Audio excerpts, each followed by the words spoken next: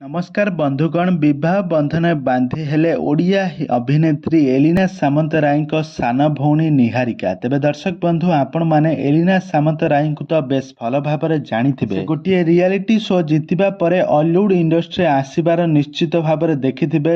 ସେହିପରି ନିହାରିକା ମଧ୍ୟ ଅଲିଉଡ ଇଣ୍ଡଷ୍ଟ୍ରିରେ ପ୍ରବେଶ କରିଥିଲେ। ପୂର୍ବରୁ ସେ ରିଆଲିଟି ଶୋରେ ମଧ୍ୟ ଜିତିଥିଲେ। ଆଉ ରିଆଲିଟି ଶୋ ଜିତିବା ପରେ ତାଙ୍କୁ ଓଡ଼ିଆ ସିନେମା ଓ ଧାରାବାହିକରେ ଅଭିନୟ କରିବାର ସୁଯୋଗ ମିଳିଥିଲା। ଆଉ ଏହାପରେ ତାଙ୍କୁ ସାରା ଓଡ଼ିଶାର ଲୋକମାନେ ବହୁତ ଅଧିକ ଭଲ ପାଇବା ମଧ୍ୟ ଦେଇଥିଲେ। ତେବେ ଏହି ଫ୍ୟାନ୍ ମାନଙ୍କ ମଧ୍ୟରୁ ଜଣକୁ ବିବାହ କରିଛନ୍ତି ଅଲିଉଡର ଏହି ଜବରଦସ୍ତ ଅଭିନେତ୍ରୀ ନିହାରିକା। ତେବେ ନିହାରିକାଙ୍କ ବାହାଘରଟି ବହୁତ ଧୁମଧାମରେ ହୋଇଥିଲା, ଯେଉଁଥିରେ ଅଲିଉଡର ବହୁତ ସାରା ଆକ୍ଟର ଓ ଆକ୍ଟ୍ରେସ ମାନେ ଯୋଗ ଦେଇଥିବାର ନଜରରେ ମଧ୍ୟ ଆସିଥିଲେ। ତେବେ ନିହାରିକା ଏବେ ବାପ ଘର ଛାଡ଼ି ନିଜ ଶାଶୁ ଘରକୁ ଚାଲି ଯାଇଛନ୍ତି। ଆଉ ବାହାଘର ପରେ ସେ ଆଉ ଅଲିଉଡ ଇଣ୍ଡଷ୍ଟ୍ରିରେ ନଜର ଆସିବେ ନାହିଁ ବୋଲି କହିଛନ୍ତି। ତାଙ୍କ ବାହାଘରକୁ ଏଲିନା ସାମନ୍ତରାୟ ମଧ୍ୟ ଯାଇଥିଲେ। ଆଉ ଏଲିନା ସେଠାରେ ବହୁତ ସାରା ମଜାମସ୍ତି କରୁଥିବାର ନଜରରେ ଆସିଥିଲେ। ଆଉ ତାଙ୍କ ହାତ ଗଣ୍ଠି ଫିଟାଇଥିବାର ମଧ୍ୟ ନଜରରେ ଆସିଥିଲେ। ତାହେଲେ ଏଲିନା ସାମନ୍ତରାୟଙ୍କୁ ଏବେ 29 ବର୍ଷ ବୟସ ହୋଇଗଲାଣି। ଏଲିନା ସାମନ୍ତରାୟ ନିହାରିକାଙ୍କ